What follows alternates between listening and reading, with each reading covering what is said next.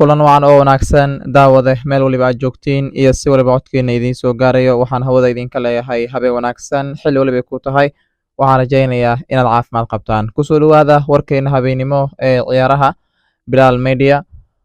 qodobada xiisaha badan ee ka taagan caawa waxyaabaha ugu muhiimsan ee ciyaaraha waxaa ka mid ah kooxda Barcelona ayaa soo qaadatay xidigii hore kooxda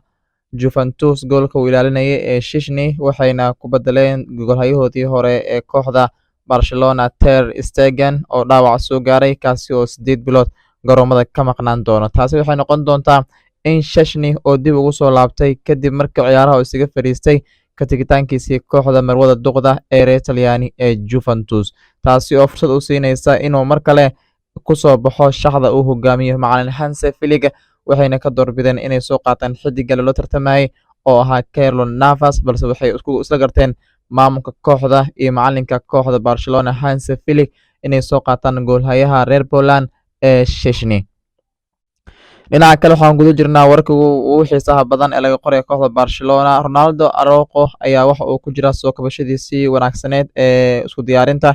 inuu qayb ka noqdo shaxda uu hogaamiyo macallin Hansi Flick xidigan ayaa ognahay inuu qalbad dhax u ahaa ama udub dhaxaad u ahaa shaxdii uu hogaaminayay macallin Xavi Hernandez balse dhaawacyo ragaadiyay xidigani ayaa waxa ay u suurtagelisay inuu ka tago garoonka Camp Nou isla markaana bilooyin badan uu ka maqnaado balse iminka wuxuu ku jiraa wadadiisii ugu dambeeyay oo dib u madoobi lahaa tiimka kooxda Hansi Flick ee Barcelona kuwaas oo wacdaro baan ka dhigaya dhankan iyo garoonka Camp Nou ee horyaalka liigaha dalka Spain si kastaba ha ahaatee Hansi Flick waxa uu yiri aad iyo aad ayuu u wanaagsan yahay Ronaldo Araujo balse ma sheegi karo xilliga uu ku soo laabanayo garoomada balse waa inoo muhiim inuu qayb nagala noqdo shaxdeena isla markaana uu qayb muhiim ah ka qaato sidii aan ugu tartami lahayn horyaalada aan ka tartamayno sida horyaalka liigaha dalka Spain iyo Champions League oo kulankoodii ugu horeeyay guuldaro 2-1 ay kala kulmeen kooxda AS Monaco oo ka dhisan dalka Faransiiska dhinaca kale caawa kulan xiiso badan ayay ciyaari doontaa kooxda Barcelona miyay sii wadan doontaa horyaalkooda taariikhiga ahaa kadib bilaabashadii Hansi Flick shaxdiisa koowaad asiga oo 6 kulan ugu horeysay adkaaday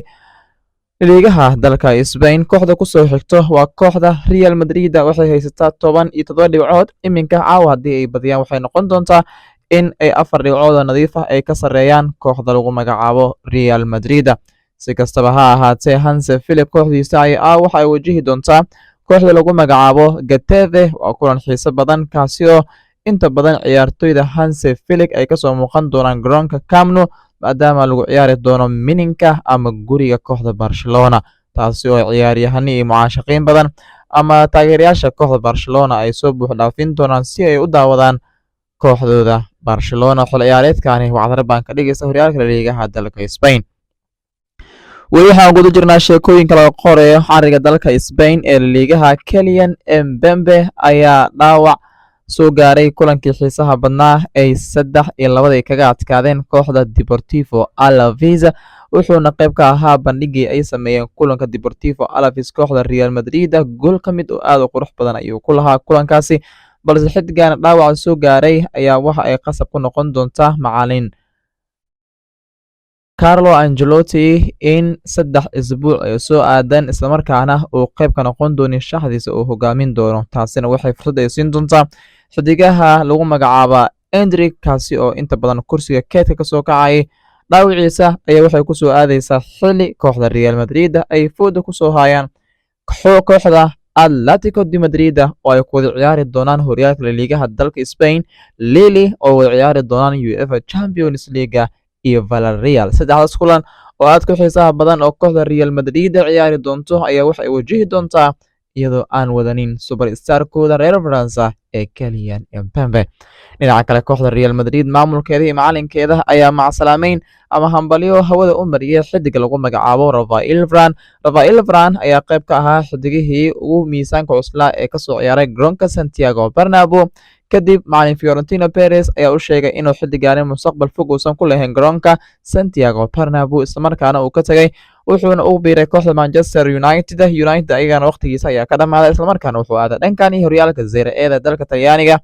taasi ugu dambeyn Cesc Fabregas ayuu ku hor ciyaarayay balse kulankiisii ugu horeeyay dhaawac soo gaaray ayaa waxaa la sheegay in muddo dheer uu ka maqnaan doono garoomada ugu dambeyna wuxuu go'aansaday Rafael Varane xidigii hore kooxaha Como United Real Madridna sidaas ayuu ugu fadhiistay kubadda cagta. dhinaca kale Rodri ayaa waxaa lagu sameeyey qalliin dhanka seedka ah ee jilibka midigta kadib dhaawacii soo gaaray kooxda Arsenal kulankii xiisaha badnaa ee xadda barbarada 2-2 la galeen garoonka Etihad Stadium. kadib jilib ay isugu dhaceen xidiga lagu magacaabo Thomas Partey ayaa sababtay in xidigaani islamarkaana garoonka uu ka baxo islamarkaana la yiraahdo wuxuu ka maqnaan doonaa inta ka dhiman xilli ciyaareedka, balse ugu dambeyn waxaa lagu sameeyey qalliin dhanka seedka midigta ee jilibka hoose, taasi oo ka dhigan in Rodri 8 bilood ilaa iyo 7 bilood oo soo socoto uu ka maqnaan doono garoonka Etihad Stadium ee uu hogaamiyo macalin Pep Guardiola. macalin Pep Guardiola waxa uu yiri wax fiican ma ahan marka aad weyso mid ka mid ah xidigaha ugu muhiimsan qadkaaga dhexe, taasina waxay ku horseedaysaa inaad tagtid qeybaha ugu hooseeya horyaalka. si kastaba ha ahaatee Pep Guardiola ayaa xalliga sugi doonaa kadib dhaawaca soo gaaray xidigan tayada wanaagsan ee xulka qaranka Spain ee kooxda Manchester City Rodrigo. si kastaba ha ahaatee waxaa la filayaa in xalli u noqon doonaan xidigo badan oo ka hoos ciyaara macalin Pep Guardiola. haddii ay buuxin waayaan January ayaa la filayaa inay soo qaadan doonaan xidigaha loo arko inay buuxin karaan booska uu baneeyay xidiga lagu magacaabo Rodri.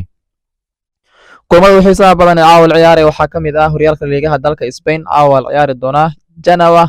ay yiraahdeen Girona caawa 2 saac oo buura waxay la ballansan tahay kooxda Rayo Vallecano. kooxda Barcelona ayaa kulan xiiso badan la ciyaari doonto wareegga toddobaad ee horyaalka liigaha dalka Spain. kooxda Getafe waxayna ka dhici doontaa ciyaartaasi garoonka Camp Nou ee kooxda Barcelona. dhinaca kale Yurub liigahana caawa kulamo xiiso badan ayaa ka jira.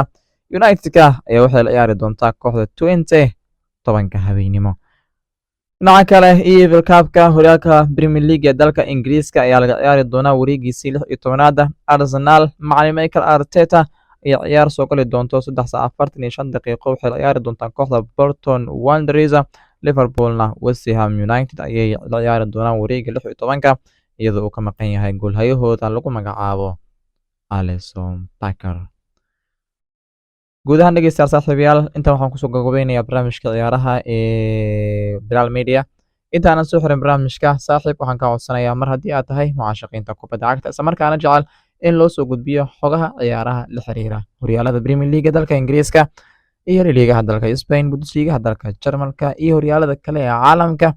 inaad la saaxiibto sharaf iyo karaamo ayay noo tahay. channelkan asxaabtaada gaarsii si ay nagala qayb noqdaan safarkeena ku doonayno inaan ku gaarno 500 oo subscribe.